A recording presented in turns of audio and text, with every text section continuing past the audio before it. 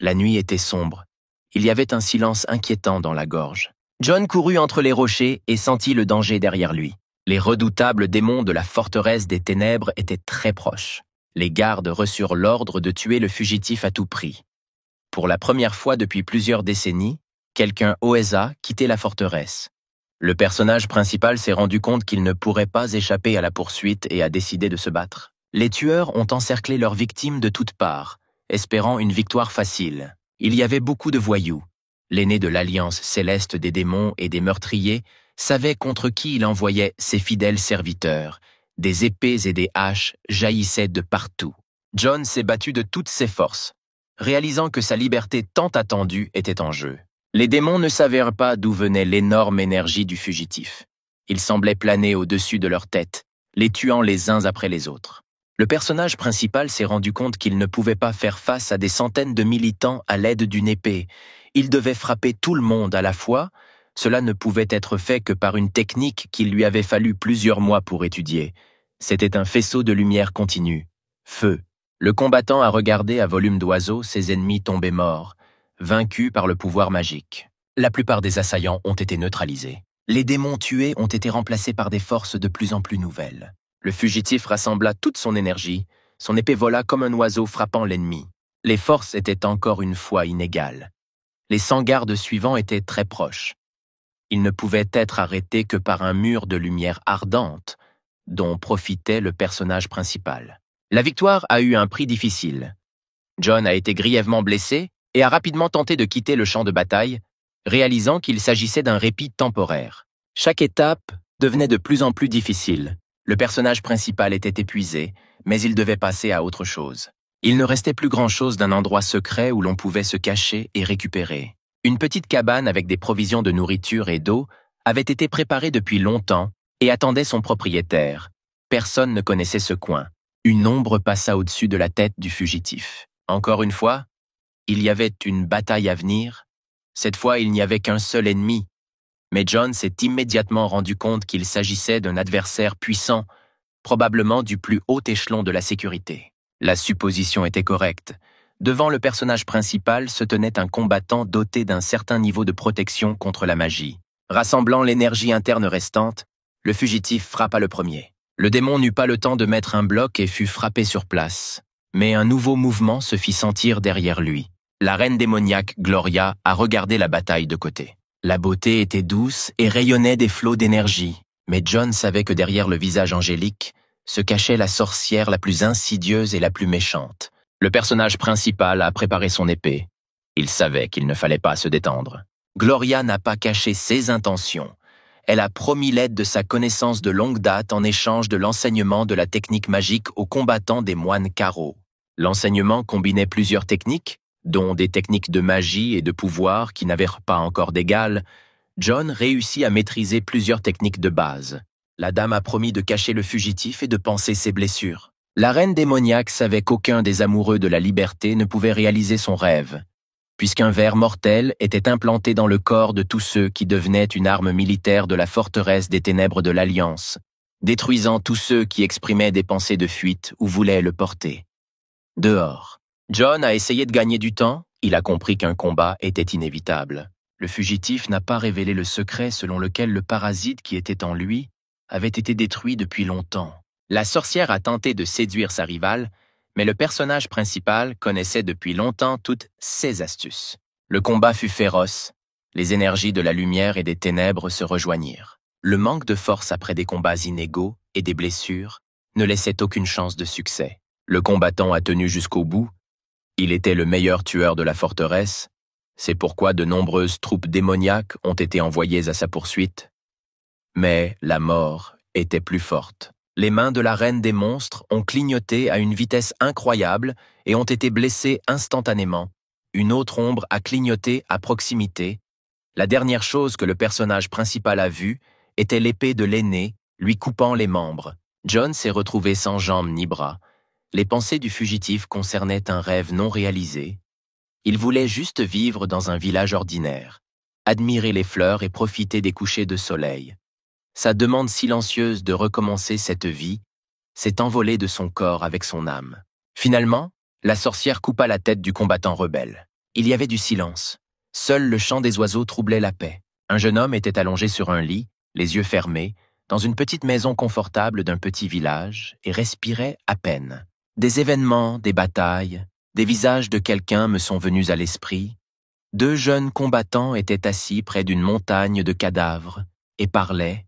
L'un rêvait d'herbes vertes et de fleurs sauvages, de liberté sans meurtre ni violence. Le deuxième gars a demandé à l'emmener avec lui dans un pays inconnu. Soudain, le premier jeune homme tomba mort, le sang coulant de sa bouche. Un ami, le jeune John, a tenté de sauver son partenaire, mais le commandant de la garde est apparu et a averti que le ver mortel tue tous ceux qui prononcent le mot « liberté ». Le jeune homme inconscient a crié d'horreur et a repris ses esprits. En regardant autour de lui, le personnage principal a vu une petite pièce avec des fenêtres lumineuses, ne comprenant pas où il se trouvait. Une fille entra dans la maison avec un plateau à la main. Le jeune homme attrapa un objet mince et le plaça sous la gorge de la servante effrayée, essayant de savoir qui l'avait envoyé et dans quel but. Le reflet dans le miroir montrait un jeune homme mince avec un regard effrayé et une peau décrépite sur le corps. John n'en croyait pas ses yeux. 2 hommes sont entrés dans la maison. Il ressortait clairement de leurs vêtements que l'un d'eux était médecin.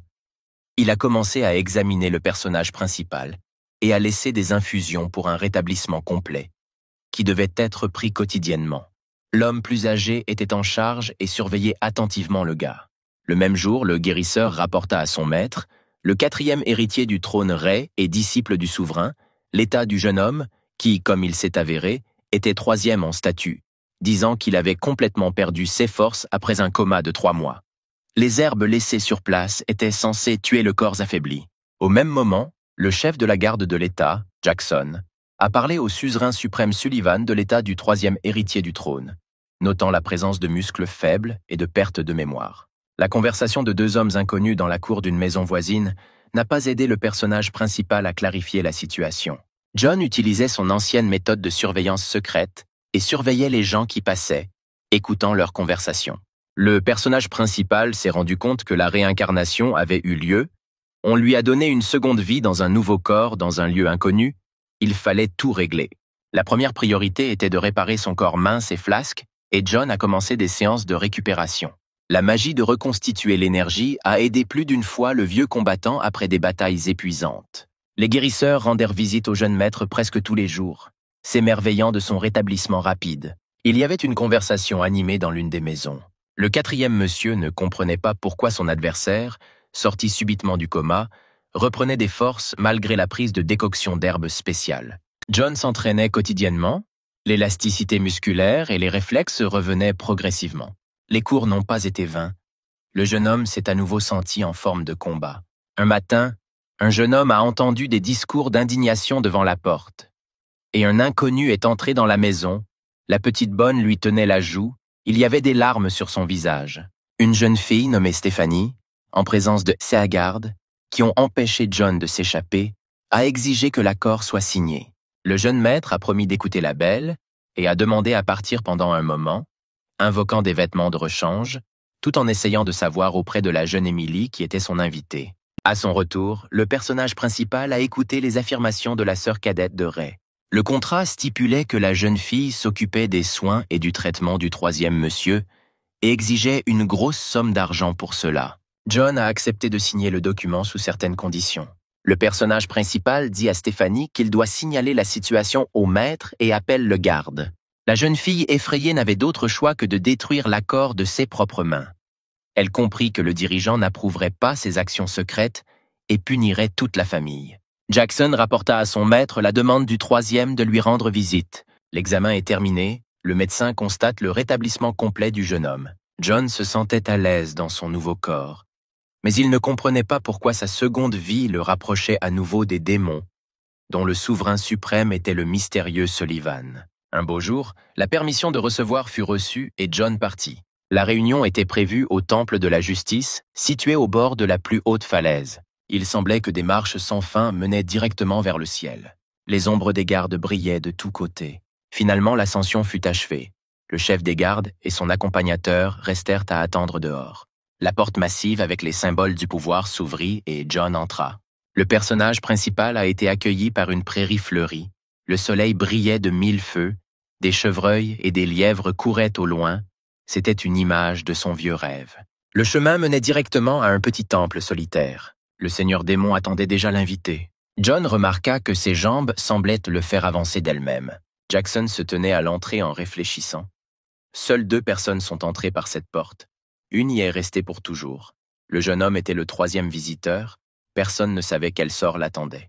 Le personnage principal salua respectueusement son maître. Sullivan était beaucoup plus grand que tout le monde et avait l'air fatigué. Les hommes ont bu du thé et ont commencé à parler.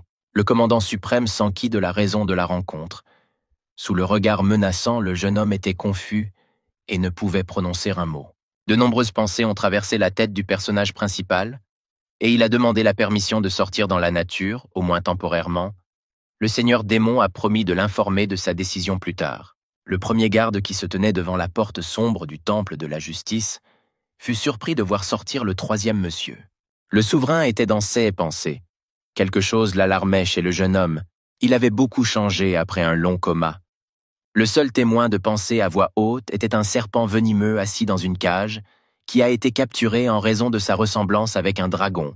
La demande du jeune homme a été exaucée. Il a été envoyé dans la forêt de bambous. Ce fut juste un choc, pas du tout à la hauteur de la nature et de la liberté. En tant que garde et serviteur, John s'est vu attribuer le chef du détachement de juges, Bob, qui se trouvait à plusieurs reprises dans cet endroit dangereux en mission. Pendant 2 jours, le jeune homme resta assis parmi les fourrés continus de bambous épais. La lumière du soleil ne pénétrait pratiquement pas à travers les arbres immenses. Réalisant que lui seul pouvait sortir de la forêt, le personnage principal a commencé à entraîner sa capacité à retrouver des forces. Les séances ont été réussies. Les cheveux foncés indiquaient que le niveau d'énergie était revenu à son niveau d'origine, qui était avant le coma. Il fallait continuer les cours. Au bout de quelques jours, John pouvait déjà sentir l'ennemi à distance, voir et entendre au niveau des animaux les plus sensibles. Le jeune homme a envoyé son garde du corps à la bibliothèque. Il a ordonné qu'on lui apporte des manuels avec des techniques et des sorts magiques. Bob a été surpris. Le 3e monsieur aurait dû les connaître depuis l'enfance. Le garde est venu demander de l'aide au garde principal. La demande du gars a intrigué tous les 2. Jackson nous a permis de prendre des livres contenant les enseignements les plus simples. Bob a reçu la précieuse clé et s'est rendu au référentiel de connaissances. Le personnage principal a été horrifié par le nombre de volumes et a commencé à étudier, en voyant son garde du corps chercher un équipement de protection, car il n'y avait pas d'armes dans la maison. Le soir, ayant décidé de faire une pause dans les manuels, John est sorti dans la cour et a entendu des bruits étranges et forts. Un énorme poulet à 3 têtes, 6 pattes et des ailes de 2 mètres chacune volait vers lui. Comme il n'y avait rien à portée de main, le jeune homme a dû se battre avec des pieux de bambou de la clôture. Il était très difficile de percer le bouclier de plumes. Le monstre n'a pas abandonné. Entendant les bruits d'une lutte et l'odeur du sang, le garde revenant d'une mission s'est précipité pour aider. Le 3e monsieur s'est occupé seul de l'énorme oiseau. Il a demandé une explication à Bob. Le garde du corps s'est rendu plusieurs fois dans la forêt de bambous. Tous ceux qui ont été envoyés dans cette maison n'ont pas survécu, et la clôture, construite sur 3 rangées pour se protéger, ne l'a pas sauvé des attaques de terribles monstres sous forme animale. Il y avait plusieurs plantes précieuses dans la forêt, à partir desquelles des médicaments et des décoctions étaient fabriqués pour toutes les maladies et pour restaurer le corps, donc 1 fois par an, un détachement venait ici pour récupérer la potion. John reprit ses livres avec une vigueur renouvelée. Il voulait vaincre les monstres et sortir de la prison forestière. Il était impossible d'étudier toute la magie.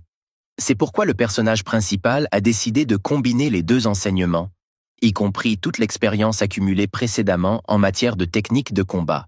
L'énergie s'est enflammée avec une force puissante. L'expérience a été un succès. Le matin, le personnage principal s'est rendu dans la forêt pour tester de nouvelles capacités. Les monstres ne tardèrent pas à arriver. Une meute de loups-garous hirsutes attaqua à l'étranger. Le jeune homme réussit à vaincre les démons. Il était temps de rentrer à la maison. Le chef des gardes était au courant de chaque étape du 3e maître et rendait constamment compte de sa vie en exil à son maître. John n'a pas eu le temps de se rendre dans un endroit sûr. Une grosse bête effrayante avec des crocs et des cornes est apparue devant. Bob a couru pour aider son propriétaire, mais n'a pas eu le temps. La collision a été violente. Le personnage principal s'est envolé et a heurté le sol. Son bras droit a été cassé. La bête, mélange entre un cheval et un tigre, s'avança sur le jeune homme, qui avait perdu la capacité de riposter avec une épée. Le garde du corps a distrait le monstre avec un grand cri et a commencé à s'enfuir de la maison. Le monstre a poursuivi Bob, la distance entre eux se rapprochait. Le garde expérimenté a calculé correctement et l'animal s'est retrouvé dans une fosse camouflée avec des pieux de bambou pointus. L'homme courut vers le maître jusqu'à ce que le prochain démon apparaisse. Plusieurs jours se sont écoulés, la main a guéri presque immédiatement, le pouvoir de la forêt secrète était incroyable. Le corps a été restauré et renforcé de lui-même. Lors de son prochain voyage dans la forêt, John tua la bête. Il aurait dû y avoir suffisamment de viande pour plusieurs jours. Les cours sur le travail avec l'énergie interne se sont poursuivis régulièrement. Les deux jeunes hommes ont remarqué que leurs muscles avaient augmenté plusieurs fois. John a expliqué à son partenaire que d'ici 2 mois, il devrait trouver le cœur de la forêt et sortir des fourrés pour ne pas être mis en pièces. Au centre même, il était censé pousser du bambou, qui avait un pouvoir spécial. Il fallait le peler et le presser pour obtenir le niveau d'énergie suivant. Lors d'incursions en forêt, le jeune homme récoltait des herbes rares pour préparer une potion. Bob a dit que c'est seulement ici que vous pouvez trouver une plante qui détend le corps après une bataille tendue et bloque une partie du cerveau. John s'est rendu compte que la décoction que le médecin lui avait prescrite n'était pas censée rétablir son état, mais le tuer. Il voulait donc se débarrasser de lui.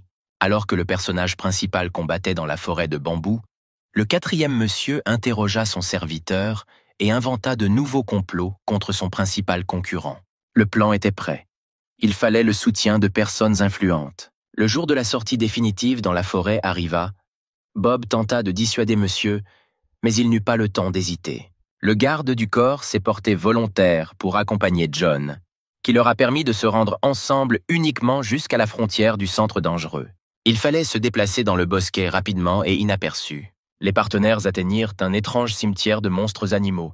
L'odeur était terrible. Soudain, une brise est apparue, et le protagoniste a ordonné au garde du corps de rester.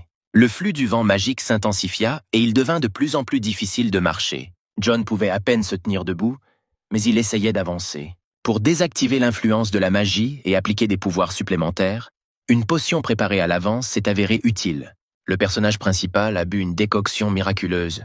Les rafales de vent disparurent et le jeune homme avança, se déplaçant sous la forme d'un fantôme silencieux. Cette compétence lui était utile de sa vie passée. Trébuchant sur une pierre, le malheureux fantôme tomba à terre. John ne s'y attendait pas. Il s'agenouilla et regarda autour de lui. L'attention du personnage principal a été attirée par un petit animal recroquevillé en boule et ronflant paisiblement. L'envie de caresser le renard était grande, mais le jeune homme décida de le faire sur le chemin du retour. Le précieux bambou magique était à proximité. L'énergie des arbres chargeait tout autour. Voyant une petite pousse, John décida de l'utiliser comme source d'énergie. Les racines étaient fermement ancrées dans le sol et ne voulaient pas céder. Malheureusement, il n'y avait pas d'élixir magique dans l'embryon de bambou. Le pouvoir était uniquement présent dans les plantes adultes. Il fallut abattre l'arbre, mais l'épée ne fit qu'égratigner l'écorce. J'ai dû utiliser la force d'un coup coupant, après quoi le bambou s'est effondré comme s'il avait été coupé. John regarda l'épais tronc avec confusion. Un bébé orange apparut soudainement à proximité. Le personnage principal se souvenait de l'avertissement de son garde selon lequel, dans une forêt dangereuse, le plus petit animal pouvait se révéler un terrible monstre. Mais les yeux du petit renard étaient si grands et si gentils que sa main tendit la main pour caresser le petit pelucheux. L'animal a attrapé les doigts de John avec des dents pointues. Bob s'est approché et a été surpris de voir comment le monsieur était capable d'abattre un arbre épais. Il était impossible de transporter l'énorme malle, alors John a décidé de la nettoyer sur place. Avant que les partenaires n'aient eu le temps de boire le jus tant convoité, des sons déchirants se sont fait entendre.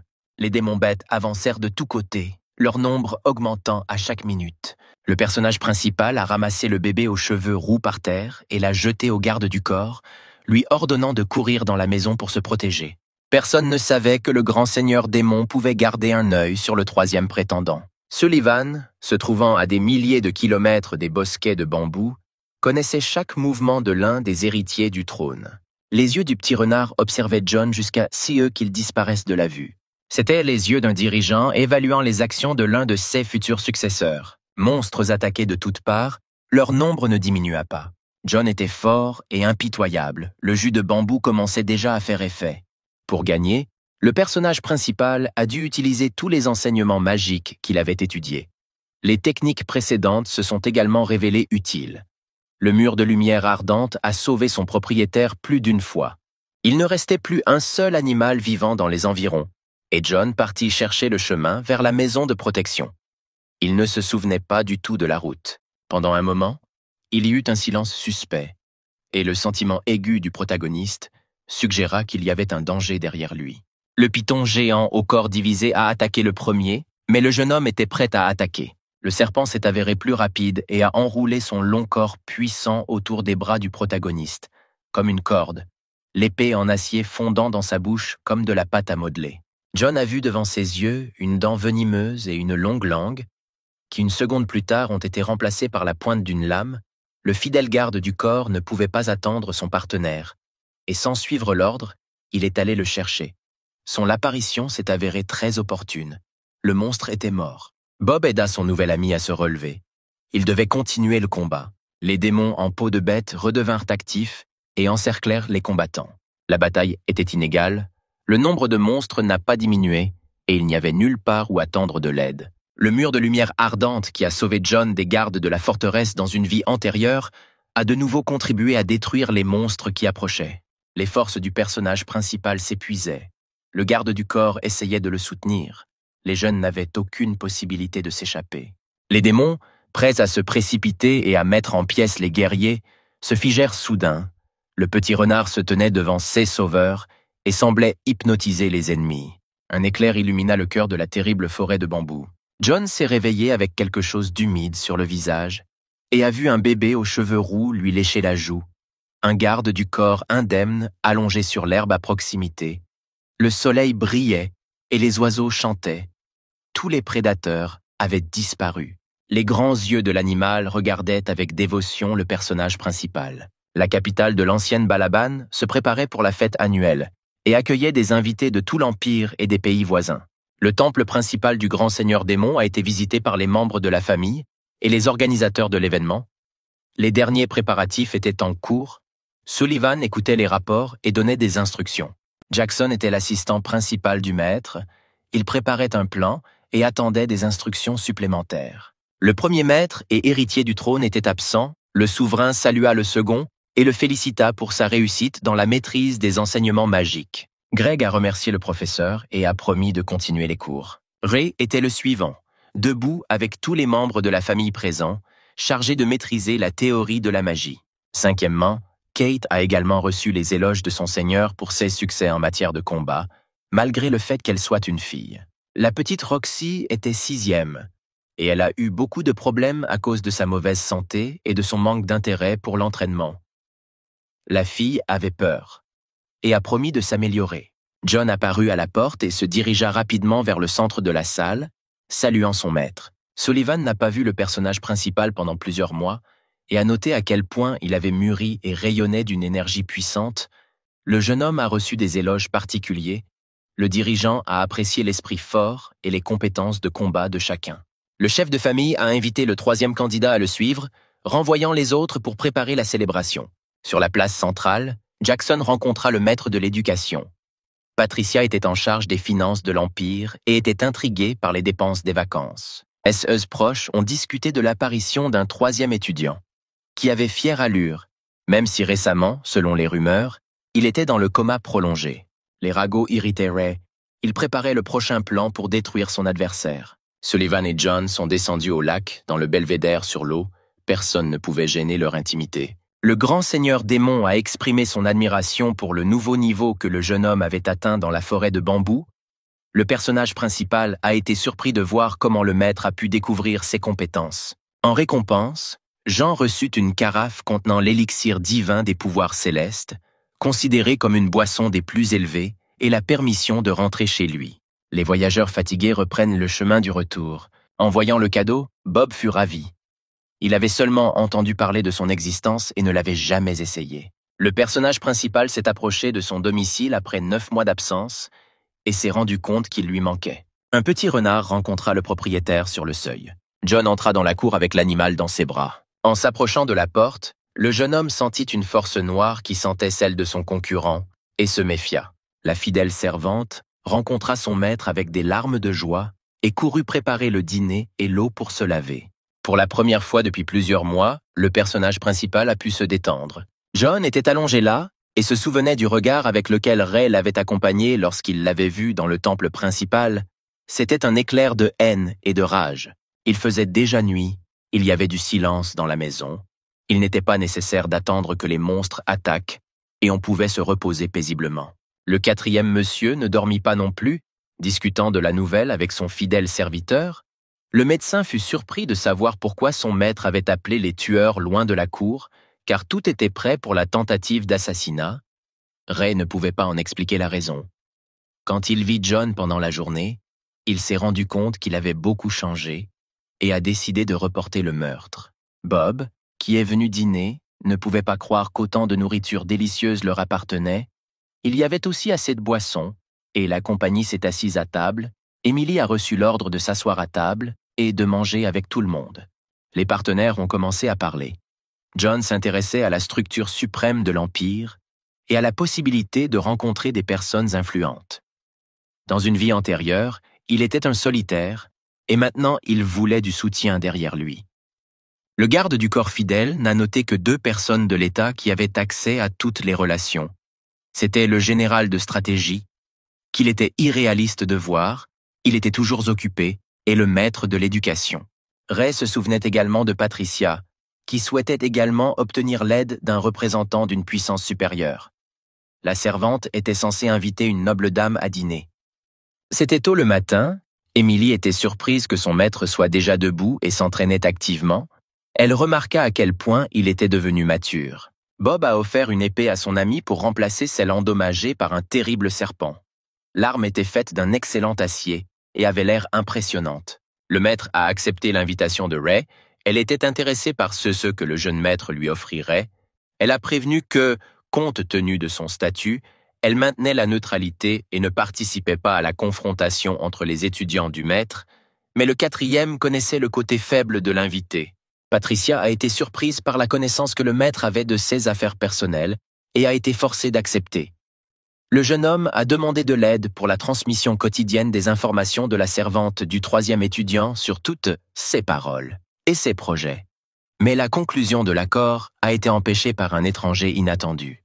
John, avec un petit renard sur l'épaule et une cruche de vin, a facilement traversé les gardes et a salué les personnes présentes. Le personnage principal a proposé son aide au directeur de l'éducation.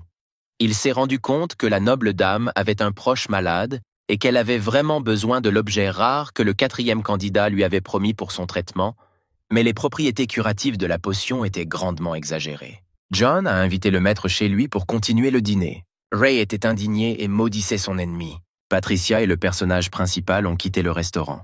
Le jeune homme refusa tout paiement et rédigea des schémas de décoction et d'exercices physiques à l'aide desquels il se remit d'un long coma causé par une perte totale d'énergie. Il savait maintenant qui l'avait envoyé dans cet état.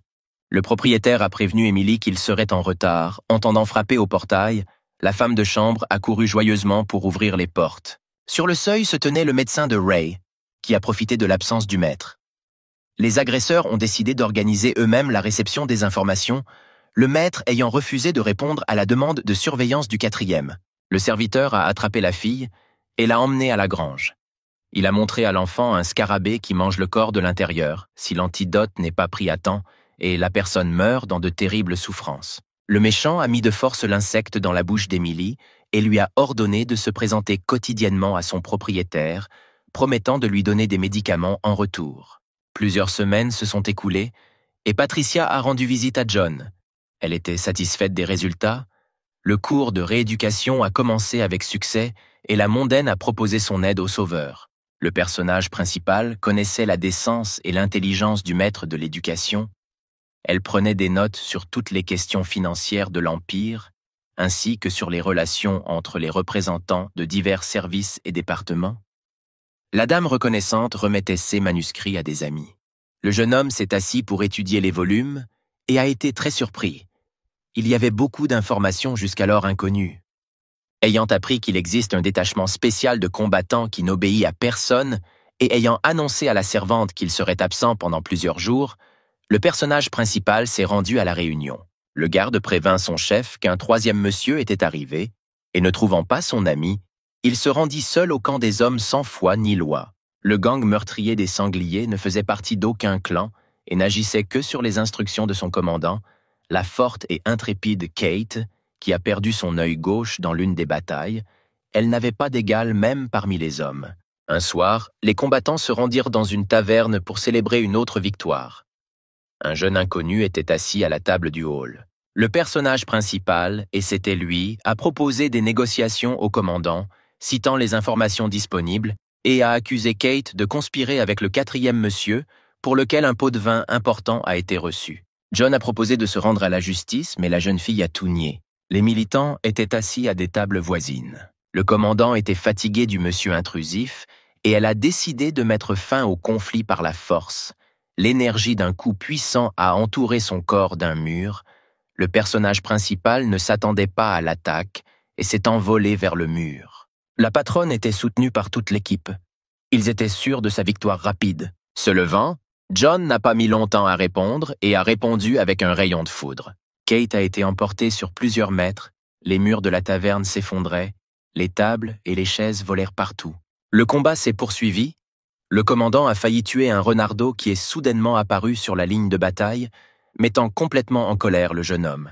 Bob a entendu des bruits de lutte et s'est dépêché d'aider son partenaire. Le chef des gardes, qui avait beaucoup vu, connaissait l'invincibilité du sanglier et de son patron.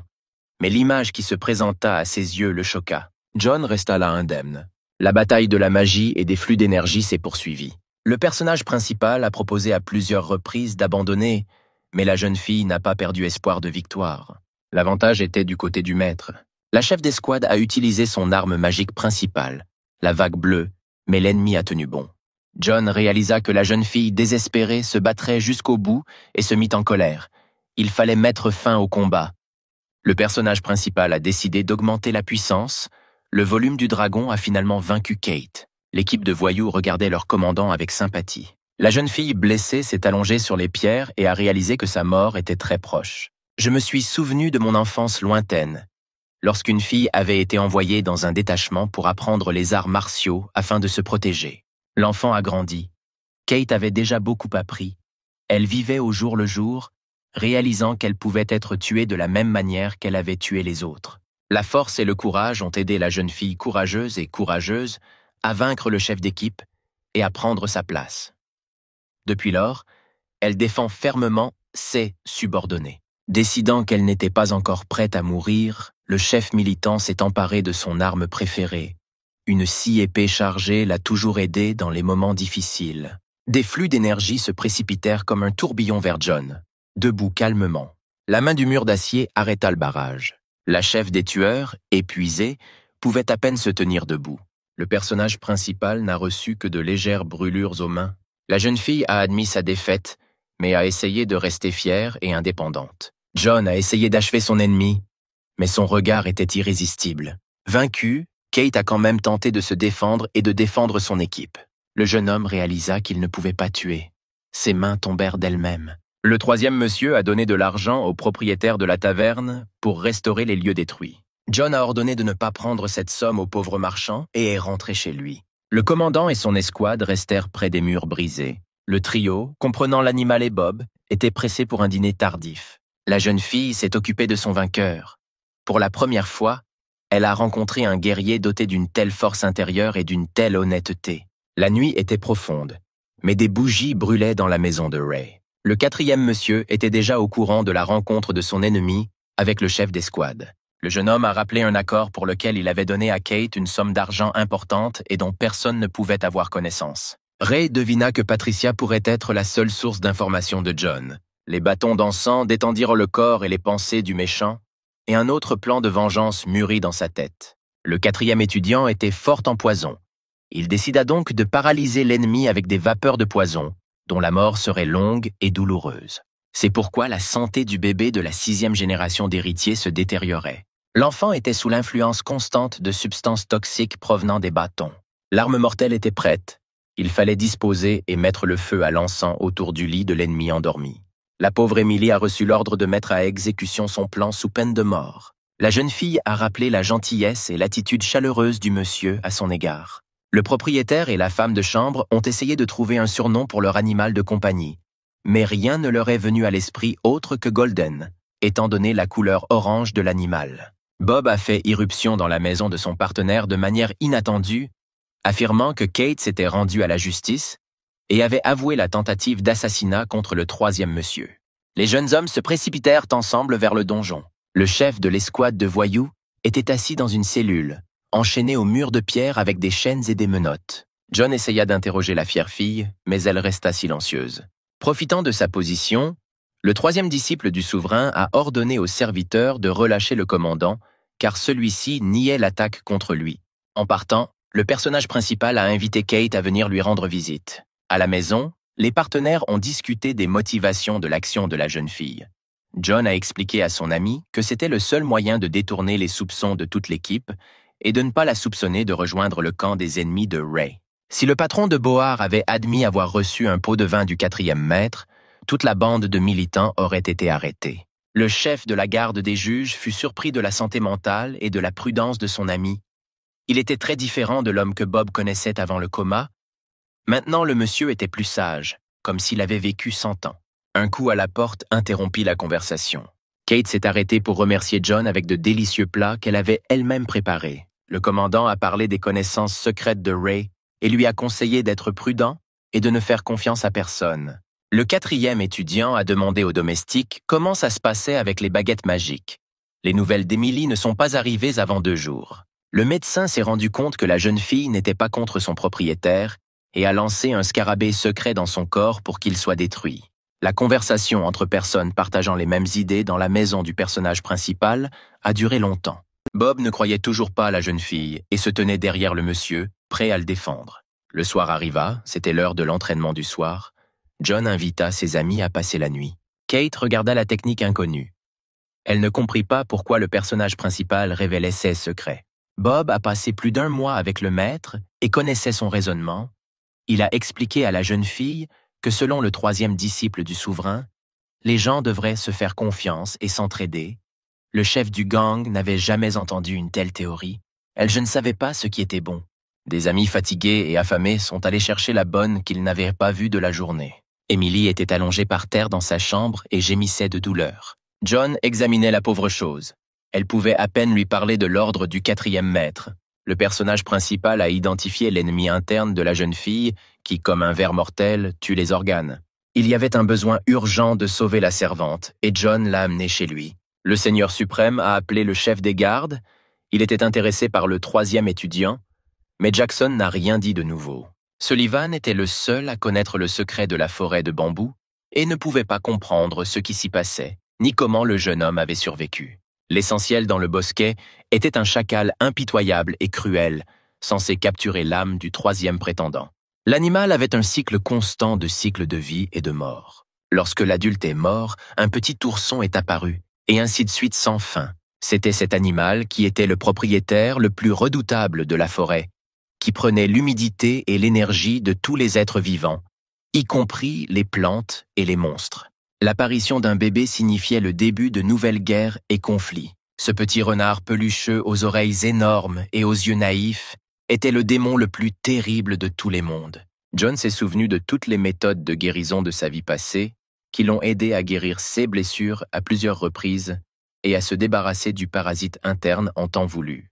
L'état de la petite bonne était grave. Le personnage principal a continué les rituels de guérison magique. Finalement, Emily toussa et cracha l'insecte mortel avec son sang. C'était un coléoptère corrosif qui a rongé l'intérieur et la personne est morte dans l'agonie et la douleur. John savait qui avait encore une fois tenté de le tuer, ainsi que la pauvre servante, qui n'avait pas exécuté l'ordre mortel, sacrifiant sa vie. À ce moment-là, Kate a trouvé des bâtons d'encens dans la chambre d'Emily. La jeune fille savait quelles pourraient être les conséquences de leur utilisation. Ray a parlé à plusieurs reprises de ses expériences et de ses expériences. La boîte entière était censée neutraliser et tuer complètement le 3e monsieur. Le commandant commençait à penser de plus en plus souvent qu'elle aimait John et qu'elle s'inquiétait pour lui. Ray réalisa que l'option d'empoisonnement n'avait pas fonctionné à nouveau et préparait la suivante. Le médecin suggéra de changer de tactique, craignant que son maître n'ait pas assez de compétences pour vaincre l'ennemi le plus fort. Un bruit devant la porte fit se retourner les deux méchants. Le portail a été démoli par une puissante onde de souffle.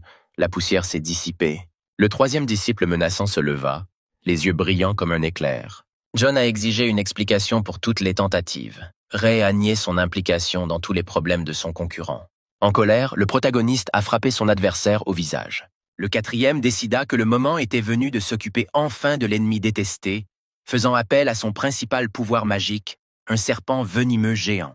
La bataille entre les deux prétendants au trône du Seigneur démon a commencé. Ray était rapide, mais il perdait de la force, ce dont John profita. L'énergie magique brillait, la bataille était féroce, tout le monde voulait se venger. Le personnage principal a soudainement manqué un coup de main et a ressenti une vive douleur au côté. Ray a utilisé une ruse et a libéré ses griffes avec du poison. La blessure n'a pas arrêté John. Il était prêt à se venger de son coma, du tourment de la petite Emily. Ray a vu son ennemi se transformer sous ses yeux et a eu peur. Le formidable rocher d'un concurrent, flamboyant d'une soif de meurtre, s'approchait du quatrième élève. Il est difficile de dire combien de temps durera la bataille. Tout le monde était déterminé à gagner, mais un cri menaçant arrêta les deux adversaires. Un nuage sombre apparut dans le ciel. Les gardes noirs du palais de justice volèrent pour arrêter l'effusion de sang. Les exécuteurs de la loi ont dû arrêter les deux participants à la bataille et les escorter jusqu'à la salle d'audience. John a réussi à joindre le médecin et à éliminer le scarabée mortel. Ray réalisa qu'il était enfin en train de perdre son fidèle serviteur. L'insecte est immédiatement entré dans la tête par le conduit auditif. La mort de l'assistant perfide du quatrième maître est survenue instantanément. Cette nuit-là, le palais de justice ressemblait à un champ de bataille. Les interrogatoires des deux opposants duraient plusieurs heures. Finalement, l'agent chargé de l'application des lois a invité John dans la salle de réconciliation. Le personnage principal a ressenti une vague de colère et a vu les ombres de deux personnes. Le vieil inconnu et Ray étaient déjà dans le couloir. L'inconnu s'est présenté comme étant le chef du palais de justice. John a demandé au propriétaire d'enlever le masque que portaient habituellement les représentants de ce détachement. La demande a surpris Tad. Personne n'avait auparavant ressenti sa double apparence ni vu son deuxième visage. Il était étonné par la capacité de John. Le chef de l'ordre public a ordonné aux belligérants d'observer une trêve. Dans l'Empire, deux départements étaient impliqués dans le contrôle de l'ordre et des procédures judiciaires. Bob appartenait au premier et était l'un des chefs des gardes des juges. Tad dirigeait les gardes noirs de la justice, qui devaient toujours porter des masques. Ray a refusé d'écouter les demandes, car il se considérait comme ayant un statut supérieur et est rentré chez lui. La conversation des autres a été courte, mais John a réussi à essayer la boisson préparée par le propriétaire du palais lui-même. Le goût était très bon. Agréable, Tad a partagé la bouteille avec l'invité. Les hommes se dirent au revoir, et le chef de la justice ressentit à nouveau quelque chose de familier chez le troisième héritier qui partait. Le soir tombait sur la ville, le temps était magnifique, le silence régnait partout. Ray rentra chez lui et se souvint des instructions scandaleuses du propriétaire de la salle des forces de l'ordre. Le bruit d'une branche cassée fit tressaillir le méchant de peur. Son ennemi s'assit sur la racine d'un immense arbre et sourit. John propose de boire une boisson noble et de simplement discuter. Ce qu'ils n'ont pas fait depuis l'enfance. Les adversaires se faisaient face. Le personnage principal était intéressé par les projets futurs de Ray. Le quatrième monsieur voulait le pouvoir et était prêt à y marcher sur des cadavres. Il ne pouvait pas imaginer la vie sans trône. Le plus jeune a promis qu'il continuerait à se battre avec le troisième jusqu'à la victoire complète. John a suggéré de poursuivre le combat sans témoin. C'était une bonne idée et Ray a décidé de traiter avec son concurrent sans témoin. Les rivaux étaient à nouveau prêts à se battre. Pour plus de sécurité, John devait vaincre et détruire Ray. Le garde noir rapporta au propriétaire que les deux messieurs continuèrent la bagarre sans quitter le jardin du juge.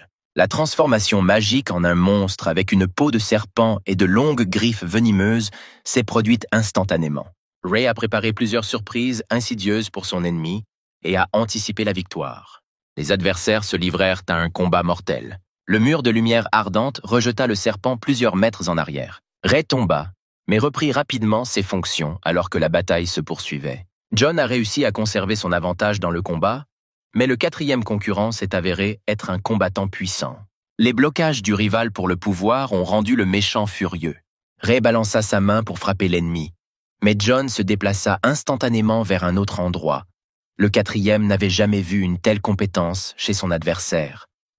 Le personnage principal se tenait à quelques mètres et se préparait à frapper. En un instant, le jeune homme était à proximité. Une puissante poussée d'énergie interne frappa Ray en plein centre vital.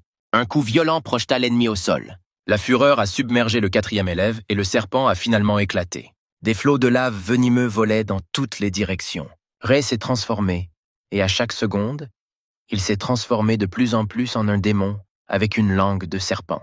Un épais brouillard commença à descendre du ciel, enveloppant tout autour. Un nuage sombre et épais se rapprochait de plus en plus du personnage principal. Le quatrième étudiant a averti John que les dommages causés par les longues griffes reçues plus tôt, sous l'influence du brouillard, attireraient des substances toxiques vers lui, tuant tout ce qui se trouve à l'intérieur du corps. Le personnage principal sentait qu'il devenait de plus en plus difficile de respirer, les blessures commençaient vraiment à le déranger davantage.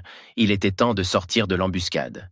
La technique de l'anneau de feu a aidé le personnage principal à détruire le nuage mortel. Soudain, John entendit une voix familière et regarda autour de lui. Emily, en sanglotant, rampa sur l'herbe et demanda de l'aide. Le personnage principal s'est précipité vers sa servante et a essayé de la soulever. Les yeux de la jeune fille brillaient d'une lumière magique. C'était une illusion d'optique. Puis le bébé s'est transformé en un flot de lumière. Le jeune homme n'a pas compris ce qui lui arrivait. La reine des démons s'est dirigée vers John et l'a menacé de violence. Le personnage principal a vu ses mains ensanglantées et ses moignons de jambes étendus à proximité sur l'herbe et a entendu la voix de l'aîné. Ray observa avec plaisir les hallucinations de son adversaire et rassembla des forces pour le prochain lancer. De longs doigts griffus sortaient du brouillard. Il semblait qu'ils allèrent bientôt plonger dans le cou du personnage principal. Soudain, le brouillard a disparu et la main du protagoniste a serré fermement la gorge du démon serpent, l'empêchant de respirer. Ray ne comprenait pas comment son ennemi avait pu sortir si rapidement du cercle de fumée magique. Les concurrents se faisaient face et se préparaient pour un nouveau combat. John décida de vaincre enfin le quatrième, faisant appel à l'énergie d'une frappe impitoyable. Le propriétaire du serpent a également tenté de rassembler son pouvoir. Les deux opposants sont passés à l'attaque. Des éclairs lumineux étaient visibles à plusieurs kilomètres. Le personnage principal a utilisé la magie de l'accélération et de la triple frappe, se rapprochant instantanément de l'ennemi. L'objectif a été atteint, Ray a été grièvement blessé. John n'a pas réussi à porter un coup fatal. Un flux de lumière inattendu a tenu l'arme. Le personnage principal n'a pas pu bouger l'épée. Le chef du palais de justice est arrivé à temps et a empêché le meurtre. Le personnage principal a facilement surmonté le blocage et s'est rapidement dirigé vers le propriétaire des gardes masqués. Tad se tendit et se prépara à se défendre. John a volé comme une flèche sur le défenseur de la loi et de l'ordre. Le bouclier magique a fonctionné instantanément. Le personnage principal ne s'est arrêté que quelques secondes. Le gardien de la loi se tenait derrière un solide mur d'énergie et ne voyait pas l'ennemi. Après avoir relâché ses défenses, Tad regarda autour de lui. Le troisième monsieur n'était pas à proximité. Le chef de la justice s'est rendu compte qu'il avait été trompé et l'attaque n'était pas planifiée contre lui, mais contre le quatrième disciple du souverain. Ray ne pouvait pas bouger. Le sang coulait comme une rivière d'une large blessure. Le juge en chef a de nouveau tenté d'arrêter John. Le personnage principal a décidé que tuer son ennemi impitoyable serait une punition facile pour lui. Une punition plus brutale était nécessaire. Le troisième étudiant a bloqué l'énergie du concurrent, après quoi la personne reste dans le coma, comme Ray l'a fait à un moment donné. Seuls quelques-uns peuvent revenir d'un tel état. Le quatrième monsieur n'était plus dangereux pour le personnage principal. La vengeance était accomplie. Ray gisait impuissant sur l'herbe. Le chef de la salle d'audience a appelé un détachement pour escorter le troisième monsieur détenu. Les gardes noirs de la justice arrivèrent aussitôt. Le personnage principal a levé les mains, indiquant qu'il ne résisterait pas, et s'est rendu. Tad rendit visite au troisième disciple du maître dans la cellule où il était enchaîné. John a facilement déchiré le métal en super titane, montrant au propriétaire de la salle des forces de l'ordre que les menottes étaient un hommage et non un aveu de culpabilité qu'il ne ressentait pas, puisqu'il avait lui-même été soumis à plusieurs reprises à des attentats contre sa vie et santé par Ray. Le personnage principal a considéré sa détention illégale, puisqu'il n'y avait aucune déclaration de l'accusé, et a dit au revoir à Ted. John s'est dépêché de rentrer chez lui. Le chef du palais l'a finalement averti qu'il serait sous surveillance constante et sous le contrôle de l'ordre public. Encore une fois, une odeur lointaine et familière enveloppa le garde resté dans le donjon. Il ne se rappelait pas d'où venaient ces sensations. Pensa Tad, mais en vain, quelque chose bloquait ses pensées du passé. Les amis ont rencontré le personnage principal et ils sont tous allés ensemble célébrer la victoire et rendre visite à Bob. John a parlé de sa bataille avec Ray tout en dévorant assiette après assiette de délicieux plats faits maison. Le personnage principal a remercié ces personnes partageant les mêmes idées pour leur soutien et leur aide. Le troisième monsieur a remercié son garde du corps et son partenaire pour les quelques mois qu'ils ont passés ensemble dans la forêt de bambou. Ce qui leur a beaucoup appris à tous les deux, mais Bob avait des responsabilités au travail, alors John lui a rappelé qu'il devait retourner au travail. Kate a également reçu des mots de gratitude, mais elle a également dû retourner dans le détachement, qui attendait déjà son commandant. Les amis ont malheureusement réalisé que John avait raison, mais ils ne voulaient pas partir. Le chef des gardes se sentait vide, comme si c'était leur dernière réunion. Le personnage principal a dit au revoir et s'est dépêché de rentrer chez lui. Ses petits amis lui manquaient vraiment. Emily ne s'attendait pas à ce que l'homme revienne rapidement. Elle a été informée qu'il était détenu et elle a été très bouleversée. La jeune fille se jeta avec joie aux pieds de John. Le petit renard tournait à proximité, agitant sa queue duveteuse. Le seigneur démon suprême traversa une prairie fleurie et interrogea le chef des gardes sur le combat de ses élèves. Il fut surpris par la décision du troisième de sauver la vie de son concurrent au lieu de le tuer. Sullivan a rappelé le petit Ray, qui était un enfant très intelligent, mais qui n'aimait pas étudier. Il n'a donc maîtrisé qu'un seul enseignement magique, sans améliorer les techniques de combat.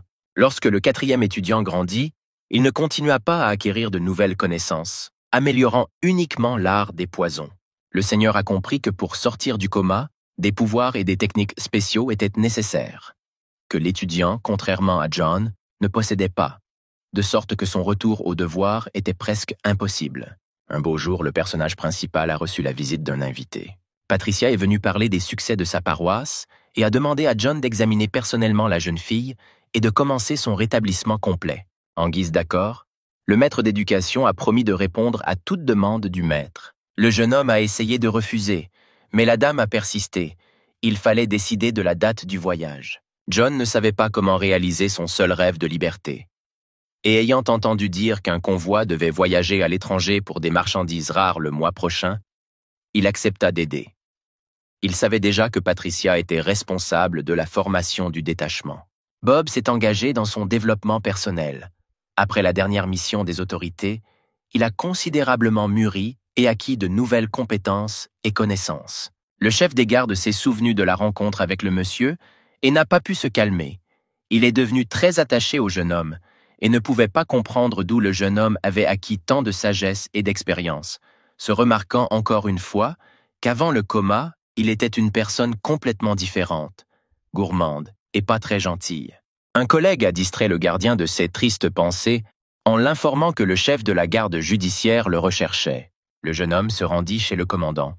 Il était temps de commencer une nouvelle tâche. L'ordre a surpris le combattant expérimenté. Il a fallu créer une protection supplémentaire pour le convoi par les gardes des juges, en plus du détachement de sécurité habituel présent à chaque voyage. La maison de Patricia a accueilli avec hospitalité le personnage principal. John et l'hôtesse entrèrent dans une pièce lumineuse et spacieuse, dans laquelle une beauté était allongée sur le lit. C'était Elisabeth, la pupille du maître. Malgré son très jeune âge, la jeune fille appartenait à la caste des Lumières et y dirigeait un grand nombre de directions. Un blocage soudain et inconnu l'a mise au lit pendant plusieurs mois. Aucun guérisseur n'a pu faire face à son état. Les recommandations données. Il y a quelques semaines par les jeunes hommes ont permis de reprendre conscience. La dame a pu se lever et maîtriser certaines techniques. John a soigneusement étudié l'énergie intérieure de la jeune femme. Le sang était mêlé de poison. Patricia a vu les flots d'énergie pure qui émanèrent de son invité et a cru au succès. Le troisième monsieur a tenté d'éliminer du corps de la jeune fille les substances nocives qui étaient en elle depuis plusieurs mois et qui tuaient sa vitalité. Du sang commença à couler du nez, ce qui était bon signe. Le poison quittait le corps de la belle. Plusieurs jours de formation ont donné des résultats positifs. La jeune fille était consciente, elle pouvait parler, et un entraînement actif a rapidement renforcé ses muscles.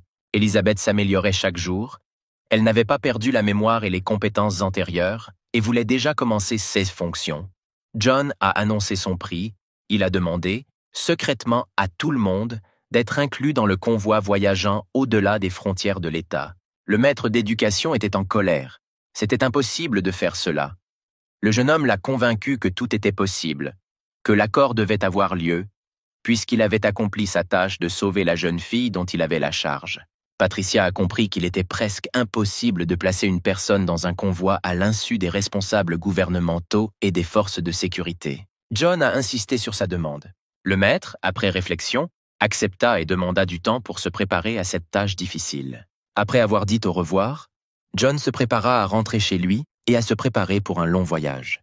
Avant de partir, le personnage principal est allé voir la jeune fille. Elizabeth a été surprise par l'arrivée d'un jeune homme inconnu. Elle avait fière allure. Le troisième monsieur se présenta et dit que la belle devait son salut à ses efforts et à ses connaissances. Elle remercia le jeune homme. L'énergie qui émanait de la protection du maître était similaire à celle du protagoniste. Il sentait son pouvoir et savait ce dont elle avait besoin. John a envoyé la jeune fille à l'entraînement. Elle a dû récupérer immédiatement après une longue période de repos. Patricia était très inquiète de savoir si Elizabeth serait capable de faire face à une lourde charge. La maîtresse de maison a essayé de protéger la jeune fille des soucis, mais le caractère de sa pupille était plus fort que l'acier. La belle se sentit bien et insista pour qu'elle puisse travailler et accompagner le convoi, qui devait partir dans 10 jours. Il était impossible de l'arrêter. Le temps passa vite et le grand détachement se lança dans un long voyage. Montant dans la calèche aux côtés du représentant des Lumières, se trouvait un jeune homme modeste portant un grand chapeau de paille qui cachait son visage. La route était longue, mais John avait 2 endroits isolés à l'étranger où tout était préparé pour un long séjour, où il voulait aller pour gagner de l'argent et devenir libre. Elizabeth fut surprise d'apprendre que le troisième monsieur voyageait avec elle, mais son patron insista. John essaya de ne pas descendre du chariot. C'était encore très loin de la frontière. Soudain, la voiture ralentit et de nouvelles voix se firent entendre. Le personnage principal était tendu. Une odeur familière d'énergie circulait quelque part à proximité. Le convoi se dirigea vers les portes de la ville et s'arrêta brièvement. Le jeune homme entendit la voix de son partenaire saluant les gardes de la colonne et donnant des instructions à ses gardes. John ne s'attendait pas à rencontrer quelqu'un qu'il connaissait, encore moins un vieil ami. Cela a complètement ruiné ses projets. Le personnage principal était choqué. Il ne savait pas quoi faire. Elizabeth ne comprenait pas ce qui s'était passé et pourquoi son compagnon de voyage avait tant changé. Il n'était pas difficile pour John d'endormir la jeune fille encore affaiblie, fatiguée par la route. Bob passait devant un chariot fermé lorsqu'il entendit une voix douce l'appeler. Il savait exactement à qui il appartenait et n'en croyait pas ses oreilles. Le monsieur le salua et demanda à son ami de passer à un ton secret. Le chef des gardes n'a pas été moins surpris par la rencontre que son partenaire, qui a demandé à ne prévenir personne de sa présence. Le convoi partit, les routes de la ville se terminèrent, puis les fourrés forestiers, les serpentins de montagne et les cols s'offraient à nous. Dans une grande grotte, l'ancien commandant des démons de sang d'acier, Thompson, a installé sa cachette, qui a décidé de se séparer de la forteresse et de gagner lui-même de l'argent en volant. Son escouade était petite et son adjoint a proposé de prendre un gang de monstres animaux en partage. Le tueur impitoyable savait qu'une fête approchait bientôt dans l'empire voisin et envisageait de voler le convoi achetant des marchandises pour la grande fête. Des forces supplémentaires étaient nécessaires, mais la vue d'une meute de démons déguisés en loups, dévorant tout sur leur passage, irrita le commandant. Une colonne de chariots devait passer à proximité dans quelques jours, et Thompson réfléchissait à un plan d'attaque. Elizabeth a dormi 2 jours. Lorsqu'elle a ouvert les yeux, le troisième monsieur était assis comme d'habitude. La fille avait peur. Elle ne s'attendait pas à ce que John lui fasse ça. La belle a exprimé ses plaintes avec indignation. Le personnage principal l'a calmée. Le sauveur a fait référence à un corps affaibli et au besoin de repos pour un rétablissement complet. Le jeune homme a offert une collation à Elizabeth, lui offrant de modestes provisions. La voiture roulait lentement et c'était l'heure du déjeuner. L'ami aux cheveux roux, sentant une provision savoureuse, sortit de sous le siège. La jeune fille fut surprise. C'était la première fois qu'elle voyait un renardeau comme animal de compagnie. Le bébé regarda attentivement l'étranger et continua à ronger la viande. La colonne s'arrêta pour un court repos. Les partenaires se sont rencontrés et se sont éloignés des gens, passant à une langue sûre qu'ils maîtrisaient dans la forêt dangereuse. John ne comprenait pas pourquoi un train commercial ordinaire avait besoin d'une protection supplémentaire de la part de gardes d'élite s'il existait un détachement de sécurité qui accompagnait constamment tous les voyages. Bob a remis au monsieur un document secret qu'il avait reçu du commandant ainsi que l'ordre de poursuivre la mission. Alors qu'il étudiait l'important papier, le personnage principal commença à trembler de plus en plus. Il disait que l'un des pires criminels et l'aîné de l'alliance céleste des démons et des meurtriers envisageait de s'emparer du convoi pacifique. La simple mention de ce monstre a amené John à se souvenir et à revivre le terrible passé. Le jeune homme ne pouvait pas croire qu'il pourrait un jour rencontrer à nouveau son ennemi juré. C'est William, le même chef de l'Alliance des forteresses d'arts martiaux et seigneur des troupes de sang d'acier, qui a tué tous les maîtres, faisant de John un tueur impitoyable, à qui il a donné 30 ans de service et auquel il a tenté de s'échapper. Cette nuit fatidique, le personnage principal se souviendra à jamais de sa dernière conversation. La soif de vengeance était plus forte que le rêve de liberté. Le jeune maître prévint son partenaire que le chef mercenaire était rusé et impitoyable. Le convoi s'ébranla, le silence régnait dans la charrette. John ne parvenait pas à se calmer face au flot de souvenirs. Elisabeth ne comprenait pas ce qui était arrivé à son compagnon de voyage. Il était très sombre. Il tremblait simplement. Le personnage principal a essayé de se calmer, mais la dernière nuit de sa vie antérieure se tenait devant ses yeux. Le petit renard, assis dans les bras de la jeune fille, sentit l'état du propriétaire et s'agrippa à lui. À ce moment, un invité entra dans la maison éloignée du troisième monsieur. Kate a demandé à la femme de ménage pourquoi elle n'avait vu son ami nulle part depuis plusieurs jours. Emily était également bouleversée par son absence. John lui a dit qu'il partait s'entraîner. L'épée du personnage principal, debout à sa place habituelle, a inquiété le chef d'équipe. Ne comprenant pas ce qui se passait, la jeune fille s'est inquiétée. À l'arrêt suivant, en attendant les retardataires, Bob a averti le convoi principal de la possibilité d'une attaque. Soudain, des cris se firent entendre au loin, faisant tressaillir les deux commandants de la garde. Les combattants du détachement principal ont fui avec des cris d'horreur, soutenant leurs collègues blessés. Le chef des gardes des juges s'est précipité en avant, essayant de comprendre ce qui s'était passé. L'une des victimes a déclaré que le reste du convoi avec des marchandises, chargeant des achats, avait été attaqué, que le tueur principal était très fort et adroit, que seuls quelques gardes avaient réussi à s'échapper et que toutes les marchandises achetées avaient été emportées. Le personnage principal, qui a entendu toute la conversation, a sauté du chariot avec rage. De la base de transbordement, qui servait de lieu de repos permanent au convoi lors d'un long voyage, il ne restait que des murs. Les corps des morts gisaient partout. Thompson se leva et regarda les trophées. Il y en avait étonnamment peu. Il s'agissait de manuscrits et de quelques herbes. La surprise et un geste tactique ont permis de vaincre les gardes, qui se préparaient pacifiquement pour le voyage de retour. Car la majeure partie du convoi avait déjà quitté la maison, le commandant du sang d'acier n'a même pas eu recours à l'aide de nouveaux assistants hirsutes qui tournaient en rond et assoiffés de viande. Le seul garde survivant gémit en saignant. Le chef des meurtriers s'est facilement occupé du mourant, qui n'a été aidé par aucun des pouvoirs magiques de son suzerain suprême. Les garçons brutaux et bestiaux, le commandant de son armée à Crook, rappelèrent à Thompson la nécessité de nourrir le troupeau. Le commandant n'aimait pas son ton insolent et l'apparence des assistants à pleines dents qui devaient être embauchés pour le soutenir. Les animaux monstrueux avaient faim et soif de sang. Les corps des morts leur servaient de proie et de nourriture facile. Les survivants retournèrent à la base, évaluèrent les pertes et enterrèrent les défenseurs. Ils savaient que les mercenaires n'y resteraient pas longtemps et entreraient dans les grottes secrètes qu'ils avaient préparées. Elisabeth, en tant que chef du convoi, a envoyé la nouvelle de ce qui s'était passé. Il était nécessaire de décider quoi faire ensuite. Le représentant de l'éducation a suggéré que les gardes retrouvent les marchandises et punissent les voleurs et les meurtriers. Le personnage principal a demandé à un ami de lui donner une arme. John a indiqué à Bob où les ennemis pourraient se cacher et lui a conseillé d'être très prudent. Une seconde plus tard, des nuages de poussière restaient du monsieur. La magie du transfert rapide l'emporta vers une rencontre avec son délinquant de longue date. Dans une fuite rapide, le jeune homme réfléchissait à un plan de vengeance. L'animal rouge, tel un talisman fidèle, était avec son propriétaire. Pendant que la meute de loups terminait les cadavres ensanglantés, un invité est arrivé sur le parking de Thompson. Elder George a salué un commandant de forteresse familier qui exécutait ses ordres depuis de nombreuses années. Le chef des assassins au sang d'acier a parlé au chef d'une escouade de nouveaux partenaires en peau de bête, ce qui ne lui plaisait visiblement pas.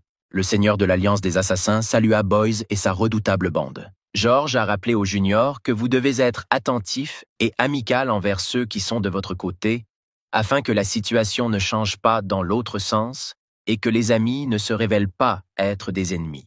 La meute de bêtes envoyée pour aider l'Alliance depuis la forteresse du fourré nuageux était pratiquement invincible, la peau était particulièrement résistante et les crocs et les griffes étaient plus tranchants que n'importe quelle lame. L'aîné se tourna vers Thompson. Le but principal de l'attaque était une petite chose qui devait être retirée du convoi du tueur. Le commandant du sang d'acier sortit soigneusement un paquet de sa poche intérieure. Le prix d'un petit sac était celui de dizaines de gardes innocents faisant leur travail. Après avoir déballé le paquet, l'aîné regarda la boule bleue brillante.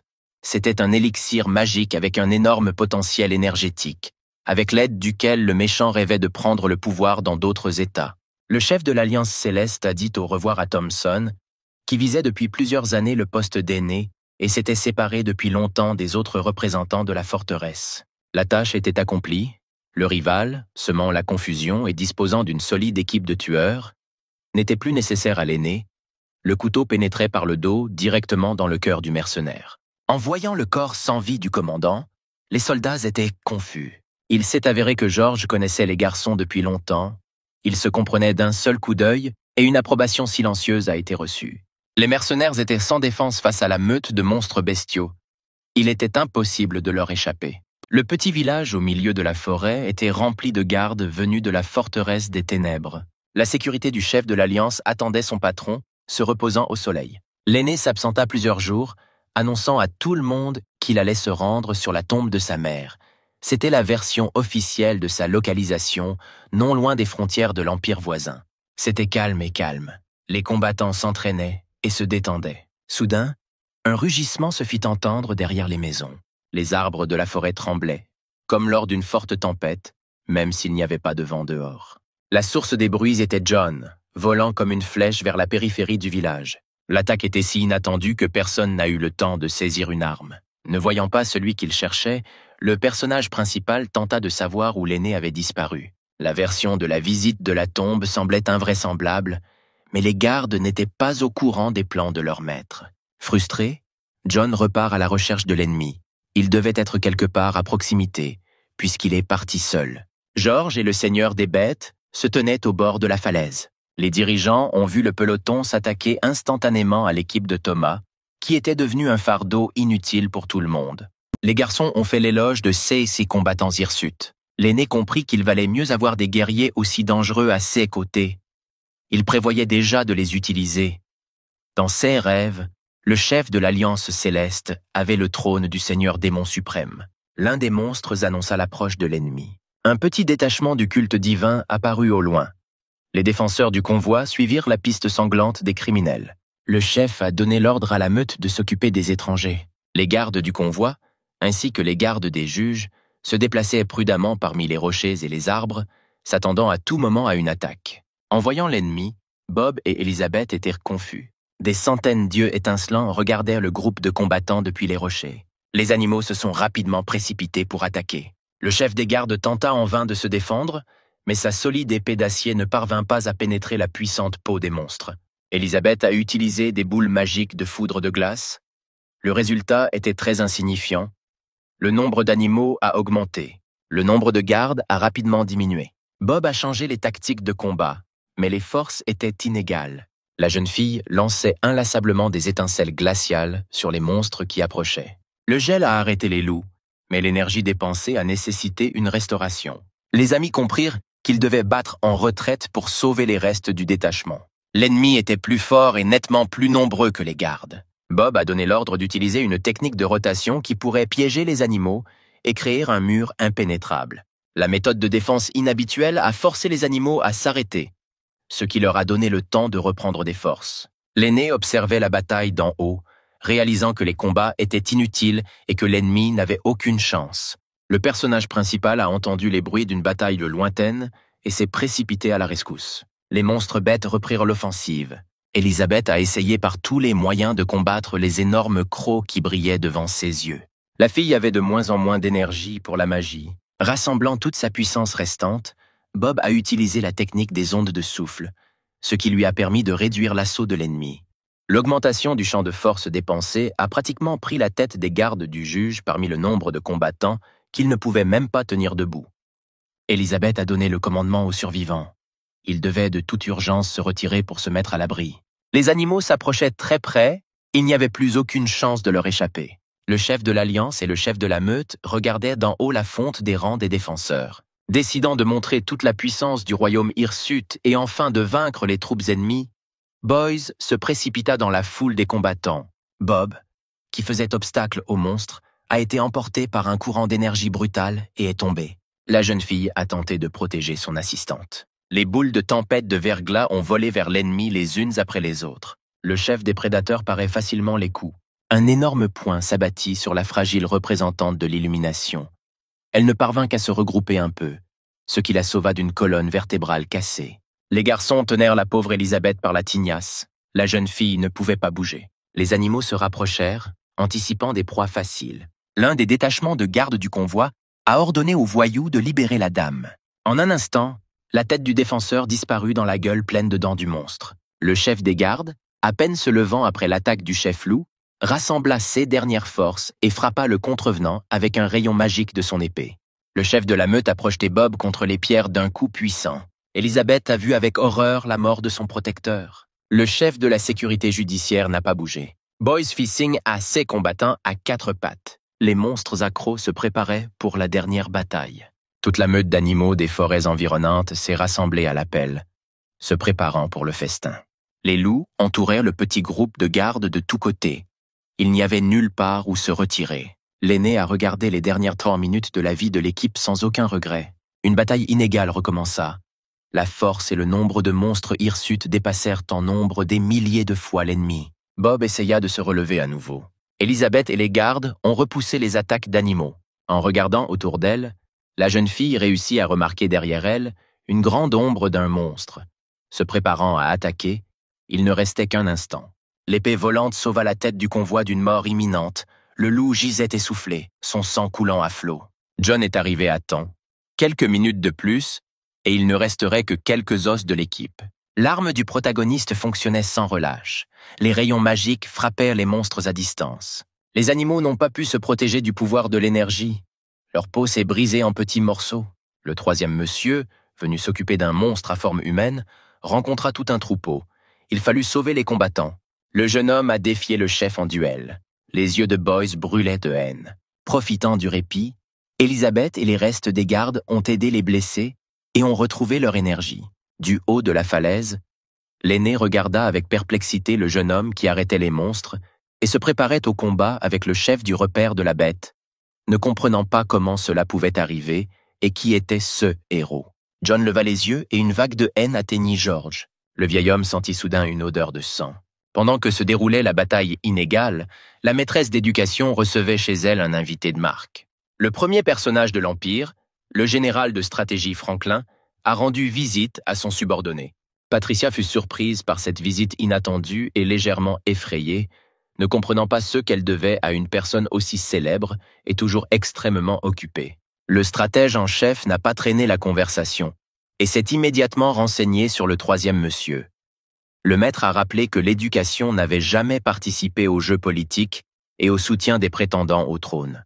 Franklin a clairement indiqué qu'il était au courant du départ secret de l'étudiant en maîtrise avec un convoi à l'étranger. Le général essayait de savoir à quoi ressemblait le candidat à un poste élevé, dont on a beaucoup parlé ces derniers temps, et dont le nom apparaît constamment dans diverses confrontations. La jeune femme l'a invité à rencontrer le monsieur lui-même et à former sa propre opinion. Ignorant ce que les hauts responsables de l'État disaient de lui, John se prépara pour la bataille finale. L'un des monstres bestiaux se glissait tranquillement derrière le personnage principal, se préparant à attaquer. Les garçons ont donné l'ordre à la meute de se préparer à une attaque. Soudain, un petit renard aux énormes yeux dorés sortit des vêtements du jeune homme. L'animal a sauté au sol des mains du protagoniste. Le bébé s'est assis derrière le propriétaire, comme s'il se couvrait le dos d'un loup furtif. Le monstre était déjà très proche et se préparait à un lancer mortel. Le regard du renard roux hypnotisait le géant hirsute. Soudain, la jolie petite boule pelucheuse s'est transformée en un terrible prédateur à pleines dents. Le loup tremblait de peur. Une vague de hurlements perçants résonnait dans les montagnes. Les gens autour ne pouvaient pas écouter ce son étrange. Le chef des bêtes a perdu l'ouïe, comme s'il était paralysé depuis un certain temps. Il y eut un silence. Le petit renard regarda calmement son compagnon hirsute, qui ne pouvait plus bouger. Le bébé s'assit sur le dos du loup, l'attaque échoua. Les garçons ont essayé de revenir à leur forme antérieure, mais ses bras et ses jambes ne lui ont pas obéi.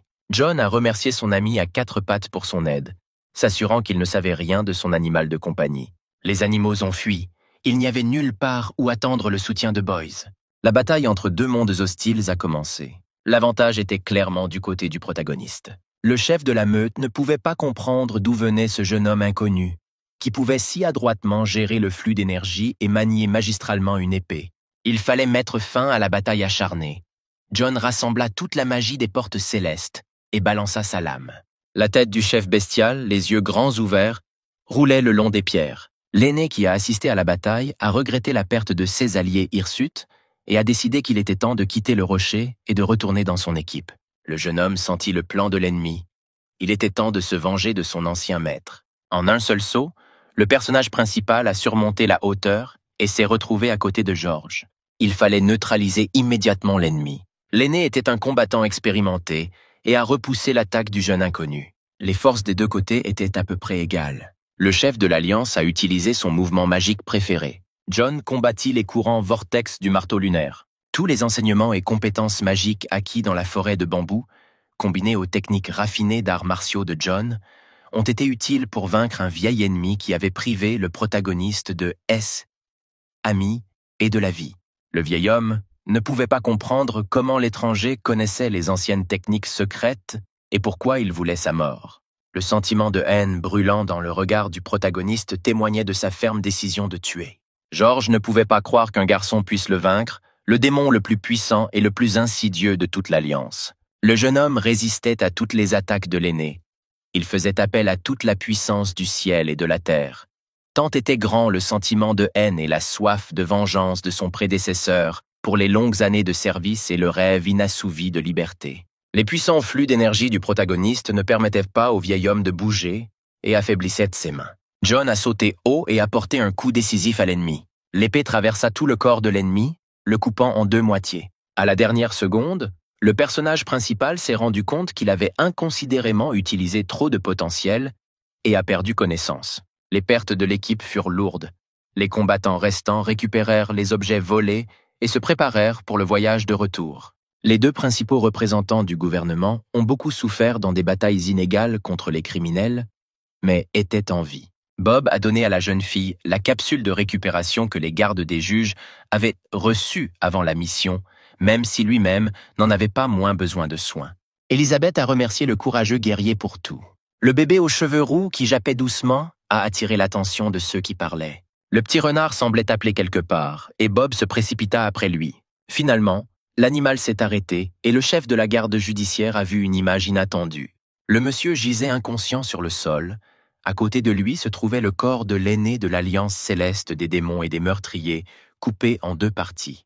Le voyage cauchemardesque était terminé, mais tout le monde n'est pas rentré chez lui. Patricia a essayé de consoler sa pupille, la convainquant que ses actions étaient correctes. Bob a rendu compte de la tâche non accomplie de protection du convoi au commandant des détachements de garde des juges. Le responsable a compris que le chef de la sécurité n'était pas à blâmer, mais il devait le punir pour la perte de ses collègues. Le jeune homme fut temporairement exclu des rangs de la garde et envoyé comme garde du corps du 3e maître pour une durée indéterminée. Il y avait un silence dans la maison du personnage principal. John ouvrit les yeux et fut surpris. Il était à nouveau allongé sur le lit, car il y a quelques mois, un petit renard heureux sautait à proximité. Le rêve de liberté s'est à nouveau effondré. Lorsque le partenaire trouva son ami épuisé, il ordonna de le transporter jusqu'au chariot et de le ramener chez lui. Il lui fallut plusieurs jours pour récupérer. Le jeune homme bouleversé sortit dans la cour. Bob s'est dirigé vers le personnage principal qui a parlé de sa punition et de l'ordre du commandant. Le jeune maître fut choqué. Il fallut placer un nouveau résident dans la maison voisine. L'évasion fut à nouveau reportée. Émilie prépara le petit déjeuner et les amis se mirent à table. Bob était joyeux et remerciait la femme de chambre pour les plats délicieux. John ne touchait pas à la nourriture. Il était silencieux et pensif. Le jeune homme comprit qu'il avait repoussé son rêve avec une soif de vengeance et tenta d'analyser la situation avec la perte d'énergie, ce qui pourrait changer l'issue de la bataille. Kate, souriante, est allée rendre visite à ses amis, emportant plus de nourriture avec elle. On frappa à la porte et les jeunes se méfièrent. Ils n'attendèrent personne d'autre. Un inconnu traversait la cour. John a demandé à l'invité de se présenter et a été surpris d'apprendre que devant lui se trouvait une personne très célèbre. Avant l'arrivée d'un personnage de haut rang, le personnage principal a demandé à Bob d'où il avait apporté l'épée, donnée après son exil dans la forêt. Son partenaire lui a parlé d'un entrepôt d'armes accessible une seule fois et pas pour tout le monde. L'information sur l'entrepôt a été entendue par le général, qui s'est avéré être cet étranger. Il a promis au propriétaire de la maison de profiter de son statut et de l'y emmener. À la demande du stratège, le personnage principal et lui sont restés seuls. Franklin a déclaré qu'il était au courant du départ du troisième monsieur de l'Empire. John n'a pas caché ce fait. Le but de la visite n'était pas clair pour lui. Sur le chemin de la salle d'armes, le personnage principal a ressenti une aura de mensonge émanant du général et a sorti une épée.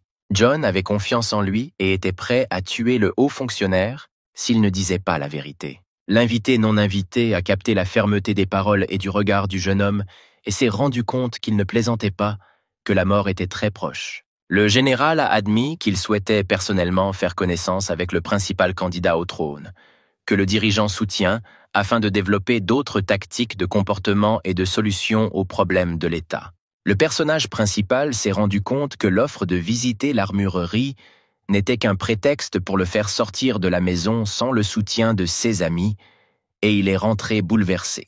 Franklin lui-même a été surpris par sa gentillesse, et le voyage vers l'entrepôt des rayons célestes s'est poursuivi. L'immense salle était remplie de toutes sortes d'armes. C'était un endroit spécial que tous les membres de la société n'étaient pas autorisés à visiter. Même les héritiers ne pouvaient revenir ici qu'une seule fois. Le stratège attendit dehors et fut surpris lorsqu'il vit John sortir de la porte avec plusieurs épées, expliquant qu'il n'y avait pas de conversation sur le nombre d'unités, et comme cela pourrait être le seul voyage vers la pièce secrète, il prit des dispositions pour l'avenir. Le jeune homme avait raison. Je devais être d'accord avec ses arguments et lui permettre de prendre tous les éléments sélectionnés. Bob a rencontré le monsieur dans la cour. Il a été effrayé par la visite de l'invité de marque. Voyant le choix du propriétaire, le garde du corps a été choqué. Chaque épée avait sa propre histoire et sa signification ancienne. C'étaient quelques-unes des meilleures lames du entrepôt. Le jeune homme n'a pas oublié son partenaire et a apporté en cadeau une épée lourde avec une lame large. Le bonheur de son ami n'avait pas de limite. C'était une arme avec une énergie diabolique cachée qui ne pouvait être activée que par le véritable propriétaire. Un coup à la porte effraya à nouveau les partenaires, informant le propriétaire de la maison de l'ordre du souverain d'arriver au temple principal. Le grand prêtre était étonnamment gentil et bavard. Le professeur était satisfait des succès et des victoires de son meilleur élève et lui présenta en cadeau une leçon et des manuscrits sur l'amélioration des enseignements magiques que John étudiait dans le bosquet de bambou. C'était un trésor inestimable. Le premier gardien de l'Empire a demandé de manière inattendue au général de l'accepter pour la première fois. Ils ont parlé du troisième étudiant.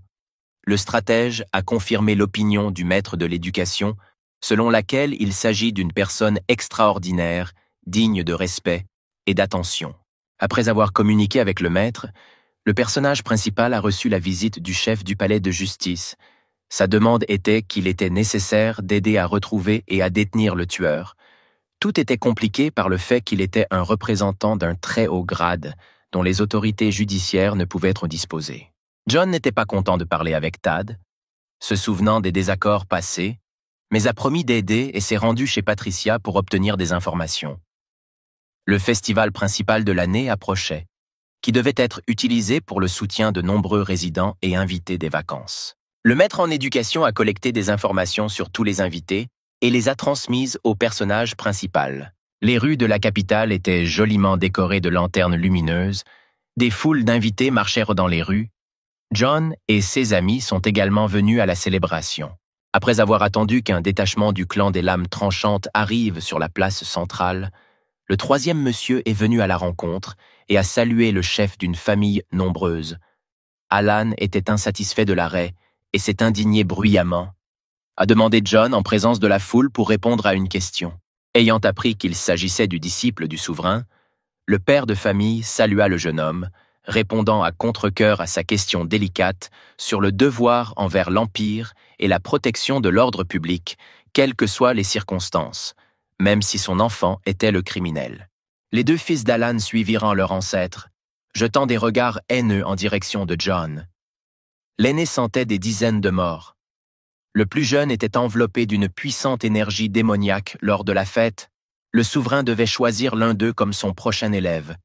Dans la soirée, Bob et sa petite amie revenèrent d'une taverne lorsqu'un inconnu les a arrêtés. Le démon était déterminé et exigea l'épée magique du garde du corps du protagoniste. L'étranger a adroitement utilisé ses mains. Il n'a eu besoin d'aucun effort supplémentaire pour assommer ses amis, qui ne s'attendaient pas du tout à une attaque. L'apparition de John a sauvé le chef d'escouade et le garde d'une effusion de sang insensée. Le pouvoir démoniaque du gars était énorme. Ce n'est qu'avec l'aide de connaissances magiques qu'il a été possible d'y faire face et d'arrêter le criminel, qui a avoué les meurtres de nombreux innocents dans le quartier. C'était le plus jeune fils du chef de l'ordre des lames tranchantes, mais l'exécutant des rites d'exécution démoniaque était le frère aîné, qui n'avait pas encore été arrêté. Le propriétaire de la salle de justice a remercié le personnage principal pour son aide. Malgré l'heure tardive, le troisième monsieur s'est rendu chez le père de famille et lui a fourni une liste des victimes de ses enfants. La conversation a été difficile. L'homme ne pouvait pas croire ce qui se disait, accusant le jeune homme de se battre avec des concurrents. Le jour principal de la fête était arrivé, où toute personne ayant une demande ou un problème pouvait compter sur le soutien du souverain. La tente avec le Seigneur suprême a été transportée dans les rues centrales de la capitale. Sullivan a salué ses sujets. Les résidents et les invités de la fête ont salué leur patron. Alan, qui n'avait pas dormi de la nuit, a écouté l'ordre du souverain d'inclure son fils aîné dans l'équipe de ses élèves et a prononcé un discours. Le chef du culte divin des démons a invité le chef du clan au temple et a appelé le troisième étudiant après avoir écouté l'histoire et le repentir du père. Il a promis de punir le jeune homme qui n'appartenait plus à lui. La famille. Alan a quitté le sanctuaire et Sullivan, omniscient, a essayé de comprendre l'étudiant pourquoi il a suggéré au père affligé, qui défend ses enfants jusqu'au bout, une issue digne pour préserver l'honneur de l'ordre. Le seigneur démon suprême regarda son élève, dont il ne pouvait pas entièrement prédire les pensées et les actions, se demandant ce qui se cachait dans la tête du jeune homme, ce que le petit renard avait à voir avec tous les événements et quels changements allèrent se produire dans un avenir proche. Le personnage principal n'a pas quitté l'enseignant des yeux, n'imaginant pas comment il traiterait les fils d'Alan.